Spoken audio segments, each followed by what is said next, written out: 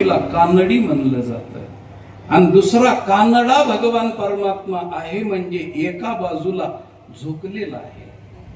आपण व्यवहारात म्हणतो ना, एका जागेवर बसून तुमचं अंग जर खूप दुखत असेल तर थोडं कानवड व्हा, थोडं झुका एका बाजूला. कानड होणं म्हणजे एका बाजूला झुकणं. तसा माझा भगवान परमात्मा कानडा झाला म्हणजे भक्तीच्या बाजूला झुकलेला आहे महाराज. तो ज्ञानाच्या योगाच्या बाजूला झुकलेला नाही, उपासना तीर्थयात्रेच्या बाजूला झुकलेला नाही, पण नामस्मरण करणाऱ्या भक्ती करणाऱ्या भक्ताच्या बाजूला तो झुकलेला आहे महाराज. म्हणून तो कानडा आहे.